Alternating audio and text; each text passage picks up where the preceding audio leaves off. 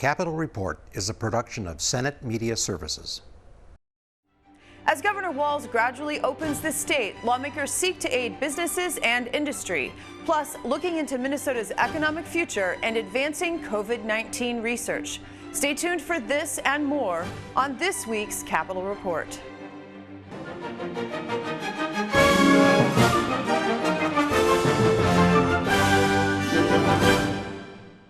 Welcome to this week's program. I'm Shannon Loehrke. In an address to Minnesotans, Governor Walz announced the next phase of reopening Minnesota. We're not flipping a switch and everything's going back to normal at once.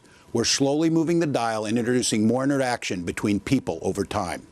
As we consider what can safely resume or reopen, we must take into account three critical factors. First, how close are you to another person in a given setting or activity? Second, how long are you in that close proximity to another person? Third, how predictable that setting is. For an example, you're walking past people in a hardware store wearing a mask. That's less risky and more predictable than setting for a meal in a crowded restaurant. That's the lens we're using when we consider how we can safely turn the dial. And starting on May 18th, we're turning the workplace dial. Non-critical businesses like retail stores and Main Street businesses can reopen if they have a safety plan and can operate at no more than 50% capacity. Small businesses are critical to the social and economic fabrics of our communities all across Minnesota. I recognize how hard this pandemic has fallen on them, and I hope this action charts a safe and prosperous path forward. Senate Majority Leader Paul Gazelka said that he believes that pressure from the Senate Republican caucus led the way. We are asking to take the rules and the framework that the governor and his commissioners have laid out and use that as the template. Say, if you know that you can operate safely based on these parameters that have been laid out by our leaders, then let's use that and let's move forward to getting more of these places open. This talks about best practices. Best practices are not just random ideas someplace has. The amendment, the A2, talks about best practices for health, social distancing, sanitation, communications to employees, and safety for employees. Isn't that what you would want? And as someone has said, the final judge is the public, who will go or not go. Up in my neck of the woods, we all have haircuts. We all are able to go out and eat dinner, and we're able to go to the shoe store and get our shoes. We're able to do all these things. The only problem is that we've got to go across the border. So this last Saturday, I drove down Main Street, or Central Avenue in Faribault, which is my town, my hometown. I was the mayor there for 8 years. It's a ghost town, an absolute ghost town. Then I continued on my drive to Walmart, packed. Every single car stall was full. Then I continued to south, down to Fleet Farm, which is open in Otana, packed. Then I took a turn, went downtown Main Street, Otana, ghost town. And to aid small businesses, the Senate passed a bill to provide financial assistance. What we have in front of us today is a really strong bill that can provide critical help to our small businesses. The COVID crisis has had a catastrophic impact on our economy and brought devastation to our main streets to no fault of their own. These small businesses have experienced staggering losses due to the global pandemic and a government-ordered shutdown of services. Many of our small businesses are on the brink of insolvency. Our small businesses are the backbone of our state's economy. Each of the communities we represent have mom-and-pop Main Street businesses who are now having daily conversations they could never have imagined just 2 months ago, whether or not they can survive financially. I think that we should have money carved out and designated for ethnic malls. That's something that I saw Senator Hur attempt to do today in order to improve this bill, and I think that would be great. I'd love to see more money included in the micro businesses. I know that there's money for minorities and women and veterans, and as you enlarge that pool, which you should, I think that we should have some additional support. Look at how many businesses this would help in each of your districts. This is an amazing attempt with the little resources we have. Again, I would love to do carve-outs for all sorts of different organizations, different entities, different groups, because they're all hurting. Everybody's hurting right now. There's nobody that's enjoying this. But we have to keep our vital small businesses, as many as we can, operating to survive through this. I want to voice my disappointment, and I don't know whether I'm going to vote yes or vote no until I vote in a few minutes here. But my disappointment is in terms of partisan politics and also our two-body here, because we are in a state of emergency, and I'd like to bring this bill closer to meet the House agreement. And so I felt that we're not meeting that resolution because the House has its own bill, the Senate has its own bill, and by the end, looks like we're just playing game to the people that we need to serve. For the state, the financial fallout from COVID-19 has resulted in a projected budget deficit of $2.4 billion. I spoke with state economist Dr. Laura Kalambokidis. One thing that struck me from your presentation was the graphic that showed that the U.S. economic outlook would not recover to its projection prior to the pandemic. So is the idea that this COVID-19 experience that we're having, the idea that it might just be a blip in our economy, is that wishful thinking? Yeah, so the outlook shows that the U.S. real GDP recovers to its pre-pandemic level within sometime next year, but it never gets back to the trajectory that we were on. So we never get back to the path that we were on. That means that we're forever on a path that's lower than what we had been. So it's a permanent loss of economic activity. And so the pandemic is likely to have some long-term create some structural changes in the U.S. economy. And one of the things that is expected to happen is that during this recession, businesses are not investing as much in equipment and structures, buildings and equipment as they normally do. And that equipment is the kind of thing that improves labor productivity. And so when you don't get that investment in equipment, you don't get you get a lost labor productivity. You also get some loss in human capital investment. So people investing in their own productivity, either through looking for new jobs or getting an education. And so that lost productivity is what keeps us on a lower trajectory, a lower path than what we would have been on otherwise. IHS Markit, the macroeconomic consultant for the state of Minnesota, made its predictions going forward based on the assumption that COVID-19 peaks in the second quarter, that social distancing ends in the third quarter, and that positive growth returns by the end of the year. Is this optimistic? Well, it certainly comes with risk and uncertainty, and they made that clear. One of the things that they took pains to make clear is that their economic outlook depends very critically on the assumptions they're making about the path of the pandemic.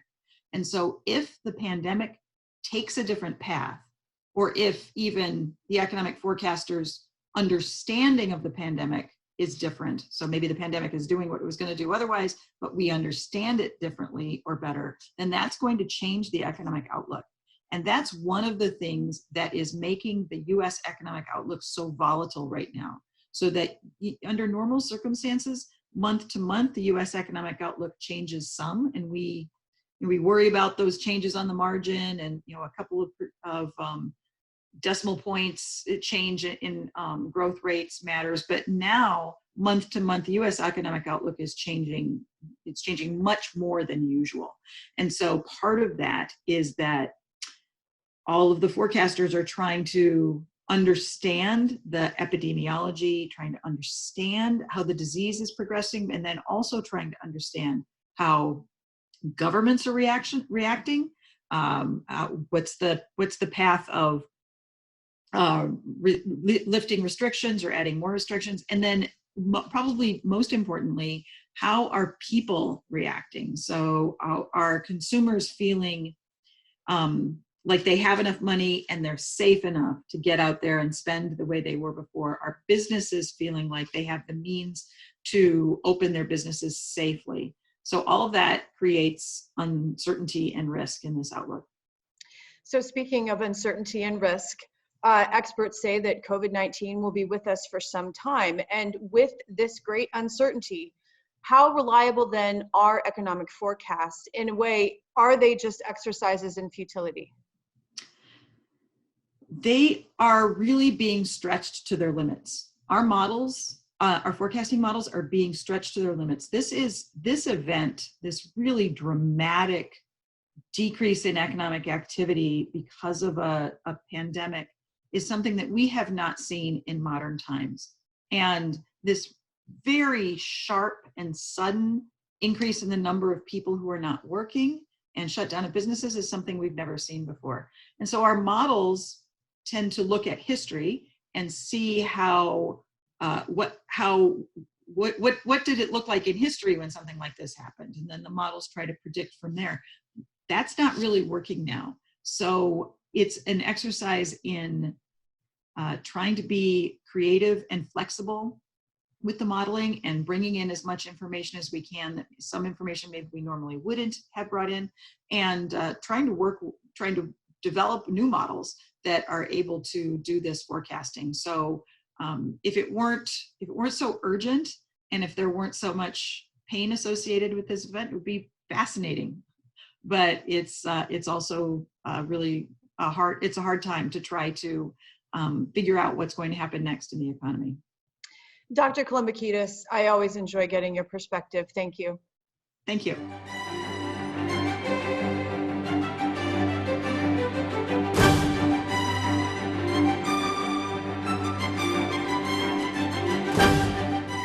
Researchers across the globe are working to further understand COVID-19. Senator Michelle Benson, chair of the Senate Health and Human Services Committee, is seeking to help fund research in Minnesota. Healthcare experts say that testing is key to opening up the economy and getting things back to normal. Are you satisfied by the progress of Minnesota's testing thus far? I'm excited at how much attention is being paid to testing. I'm excited that we're getting better at building capacity, but I don't think we're meeting necessary milestones. For example, it's still taking 72 hours to turn around a test. So if you go in to have a test, you're quarantined for 3 days minimum. If it's over a weekend, it's actually longer than that. And so if it's about getting us back to work, we're going to have to turn those tests around faster. And I know our rural hospitals are having trouble getting some of the swabs that are necessary to actually perform those molecular-based, so the PCR tests, which are the ones that tell you if you have COVID right now. And so we have a little way to go. We started on the path, and that we should all be happy about. So we've talked about testing for people who currently have the virus, but there's also testing to find out who has already had the virus, which is called serological testing. Right. You have a bill that would fund the development of those tests. How extensive of this test are you envisioning? And that bill is changing significantly because there's already some serological testing that's going on with the partnership between the Mayo Clinic and the university. So my mission in dropping that bill was to make sure that we are doing serological testing. I don't think we're rolling it out fast enough, but I think the University of Minnesota and Mayo partnership is going to be key to finding out what I wanted to know when I dropped that language. What I wanted to know is how present had the virus been in our community? How close are we to herd immunity? Very important when we're talking about infectious disease, particularly viruses. And it would start the process of helping us understand immune response. So are we immune to this particular COVID strain for a year, or are we immune for 5 years? Is it a strong immune response so that we know that even if another strain of this virus comes through, we'll be relatively well protected? So those were my hopes. We are very fortunate to have the University of Minnesota and the Mayo Clinic helping with those efforts here in Minnesota. And so you would like to potentially offer more funding for them to continue those tests, developing more, so that we glean more information about how the virus works, how many antibodies you need, how long you may or may not be immune. So this is really more for ongoing development of information. It's for clinically based testing, not the development of the test, but actually going out into the population and understanding who has been exposed and giving some confidence that we can go back out. If we find out that 50% of our population has already been exposed, I don't think that's the right number. But if we find out a significant part of our population has been exposed, we'll have more confidence that they can't then transmit the virus. And so what is the timeline for this ongoing development? And as it rolls out, you know, I guess look in your crystal ball, what do you hope to see? Well, I hope to see activity very soon, making serological tests purposefully available to the general public, but also a well-designed clinical testing strategy coming out of the university and Mayo in partnership so that we can do a statistically valid sampling of our population.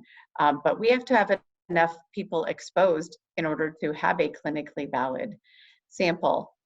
So it's going to be several months before we start seeing that activity, but it's going to be years before we know what our immune response looks like. We're in this for the long haul. And as we go forward, do you think Minnesota has the capability to mass produce these tests so that everyone can be tested? Because, you know, knowing how to do it and then actually getting it done, those are two different things. Yeah, throughput is a huge issue, but we have, for example, companies that do 3D printing are helping print the swabs that are necessary to go into your nose and extract samples to see if the virus is present. We have a manufacturer, a 3D printing manufacturer, who's going to produce 1 million of those for us. The first batch of 50,000 should be available within the next month.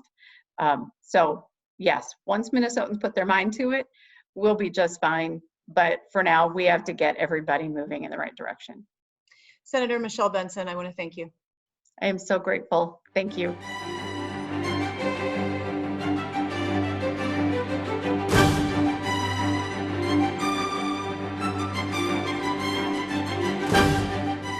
Senator Bill Weber is chair of the Senate Agriculture, Rural Development, and Housing Policy Committee. I spoke with him about seeds, noxious weeds, and COVID-19's impact on the rural economy. There are a number of changes in the Omnibus Agriculture Policy Bill that have to do with seeds. What problems are you trying to solve?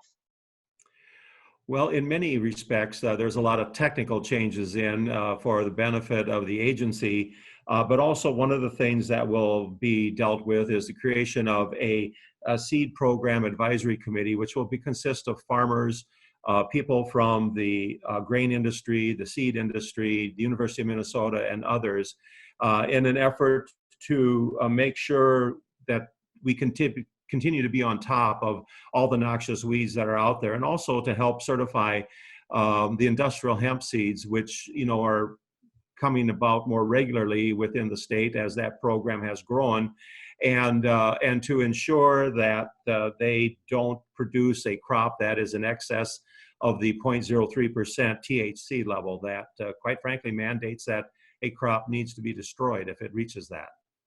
So, as you mentioned, industrial hemp can now be grown legally in the state, and sometimes the seeds are not quite right, and so growers are growing something that has too much THC, and this is an effort to really stop that from happening? That is going to be one of the purposes of the committee, yes. Let's move on to noxious weeds, which you also mentioned. I know that noxious weeds can kind of creep in seeds that are mislabeled, or maybe they're not put together well enough to ensure, quality seed. In terms of noxious weeds, what are we still experiencing in the state, and what are the latest efforts, in addition to, seeds, to kind of tackle that issue?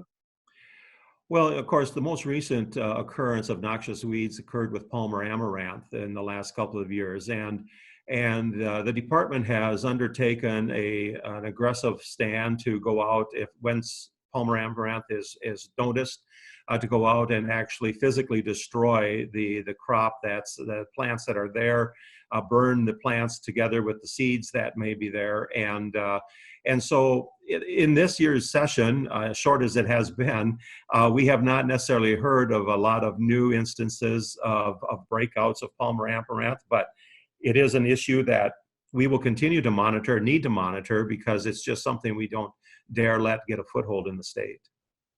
And finally, before you go, I know there are a number of challenges facing farmers right now due to COVID-19. There's the destruction of livestock due to lack of processing. There's the fact that we're driving less, and so less need for ethanol. What other problems are farmers facing, and can the legislature help? Well, at this point, in terms of the hog problem that we've encountered due to the lesser production capabilities of our packing plants, we have provided some assistance in terms of the disposal of those carcasses, and that becomes an expensive process. It's an amount that we hopefully will, and we believe we will be reimbursed for by the federal government. But it's just something that we as a state had to assume some responsibility for in order to get that process moving in terms of the composting of the carcasses and that type of thing.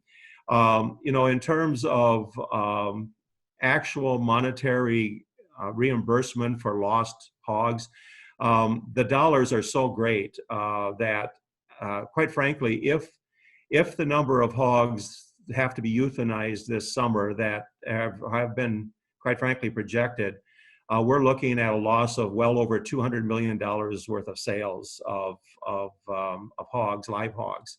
And quite frankly, with the budget shortfall that's coming up on the state, there's just no way that we can manage to provide that. One of the other elements that's will probably be dealt with this week yet is also additional extension of farmer lender mediation timelines, because if indeed we should start to see anyone declare bankruptcy, if we start to see our hog owners go bankrupt, there will be a serious ripple effect within the ag economy, and we're going to need some time for everyone to get things worked out. Senator Bill Weber, thank you for your time. You're most welcome. Have a good day. God bless.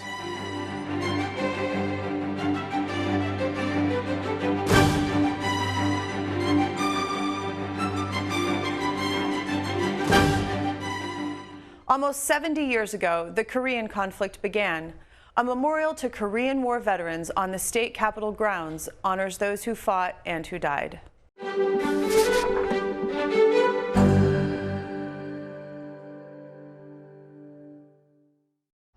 748 Minnesotans died in the Korean War, which began in June of 1950 and ended in July of 1953. Paul Mandel of the Capital Area Architectural Planning Board joins me here at the Korean Memorial. What was the impetus for this memorial? Well, after the Vietnam War memorial went in, the Korean War, of course, it was called a conflict, not even a war. They considered themselves the forgotten war. And even though they had a plaque, just like the Vietnam folks had, they said, well, we were forgotten, so can we get a memorial? And at the time, the Korean Memorial in Washington, D.C. had gone in just opposite the Vietnam Memorial. So this site became important sort of as a mirror to the Vietnam Memorial. Of course, they were older. We had two gentlemen that we work with through the main part of the group, and they're known with their blue jackets when they dress up. So we had the entryway, you have the various aspects, and even in the stone, which has now been replicated in the plaque inside the memorial space, you had the important dates of the conflict, as well as all the countries represented that took part in the war. Yes, because the United States was just one of many that was involved in this conflict, which is ongoing because there was no peace treaty signed. We have explained to them that, I mean, even as recent as these past few years, when Korea flares up, we've explained to them that if we go back and there's deaths, those names would be added. And even because of that, the fact that the war technically was never ended, they had an armistice, the names here, unlike in Vietnam where they're by date, here they're just scattered among. So all the names are included, but they're not in any particular order. So if you have a name added later on, there's no distinction between that name and the previous names. Probably the most striking feature of this memorial is the sculpture of the soldier looking at his silhouette. What's being conveyed? Probably the most important element is his search for his comrades, search for answers. I mean, those of us who grew up with MASH, you know, you see the questions, what is the end point? What is the goal? How do we know if we've succeeded? The fact that it never ended, the fact that it was just an armistice, not even a treaty. He walks towards his silhouette in the obelisk, which is larger than life. And actually it's on line with the Capitol Dome. So he's coming back to Minnesota. It was interesting because the vets studied the mock-up of this, and they were like, no, the belt would not be like that. No, these hand grenades were, you know, in 1952, they were not the hand grenades of the Vietnam War and the fatigues, and right down to the belt buckles and everything else. They studied every detail of this guy, and the sculptor kept, you know, while it was still in clay, kept molding it. What are some of the unique features of this particular memorial? Here, just like in the Vietnam Memorial, we have a map of Korea showing the Sea of Japan, the two Koreas, China. A lot of international folks have come here, and we have all the countries represented, both in the flooring and now in the plaque, that represent all the nations. So all the nations are included, even though this is the Minnesota Memorial. On the sides of the obelisks, we have, at first it was going to be the seals of the different branches of the armed forces, which we figured wouldn't mean anything to anyone except the members of the armed forces. So we have like a tank and a soldier on their feet for the infantry. We have a plane for the Air Force. We have ships for the Navy. So we made it literal representations of the different branches of the armed forces. And then the names, in part, like we have them alphabetical, but like I said, scattered among the letters, so there's no order, there's no first name or last name type, who's first and who's last type thing. And if we added names, it would be very democratic, and you wouldn't know that that was an added name. The Korean Conflict Memorial was completed in 1998. It's been more than 20 years now since it was placed here. What are you hearing from people that have visited over the years? Probably it's one of the more reflective and meditative ones. I mean, the Vietnam was, because some of the people had trouble getting up to the wall, this one is so approachable, and it really, they can get into this intimate space. They can sit, they can go off in the lawn area, they can go up and touch the names, but they can also just study the soldier and sit there and study the soldier or his silhouette. When people come to visit the governor's office from foreign countries, this is one of the ones they stop at for some reason, and they come down and they'll often contact the Korean veterans because a lot of their dignitaries, a lot of their people will purposely, they'll have a visiting group from Japan or whatever else, and they'll always come to this memorial because of the country's connection to that conflict.